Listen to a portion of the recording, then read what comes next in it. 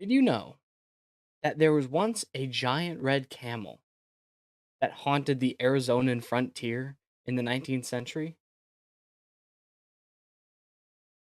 Let's talk about that.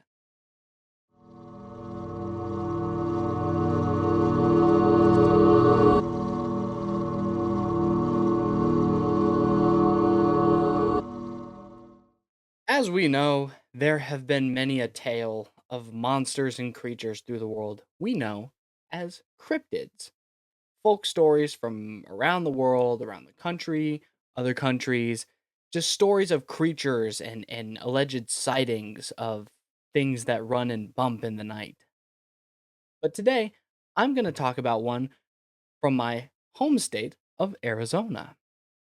As you guys know, I did a video a little while ago about the cryptid of the lakes of Mexico called La Llorona, which was a ghost that was seen in Mexico as well as Arizona for a very, very long time.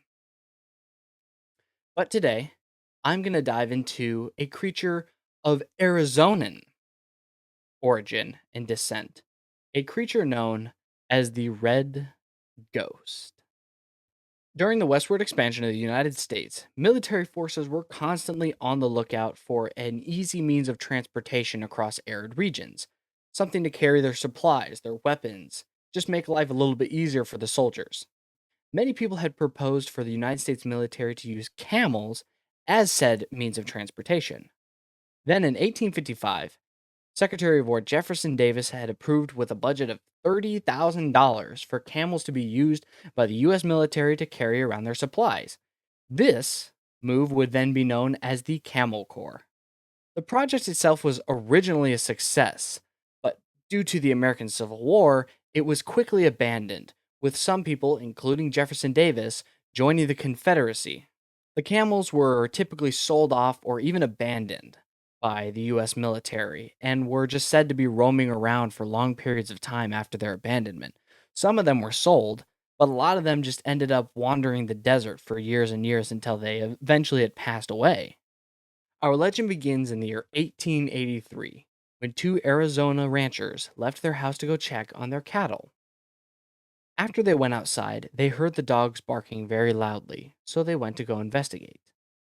One of the rancher's wives had said that she had seen a large red beast with a devilish looking figure riding upon its back.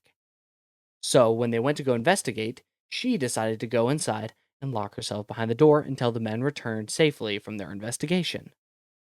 The two ranchers found one of the wives trampled to death on the ground near the bushes. Next day, the men had woken up to investigate the property to see what had happened to the poor woman, and they found a set of footprints, which led to the bushes, and lo and behold, they found a tuft of red hair. A few days later, a group of prospectors had stated that they saw something trampling through their campsite, and the next day, only to find another tuft of red hair lying on the ground near their belongings.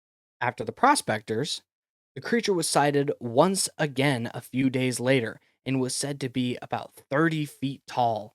And it was a bright red creature and it stood high above their wagons. And of course, upon this next sighting of this terrifying 30-foot tall creature, another set of red hairs was found in the campsite of the new witnesses. Many more accounts of this creature would come out, like a man seeing a grizzly bear being eaten by this foul beast, or another cowboy who found it and tried to lasso it, only to find out that the thing that was riding on its back was actually the skeleton of a dead man, and apparently some of its like flesh and hair was still on it. It's very weird, very strange. The legend had remained popular until about the year 1893, when farmer Mizu Hastings had seen the creature eating his crops out on his farm, to which he chased it down, shot it, and killed it. Upon inspecting, it was in fact a giant red camel with leather straps on its side that were so tight that he had scars. But the thing is that nobody could really tell why there was a skeleton strapped to the back of this camel.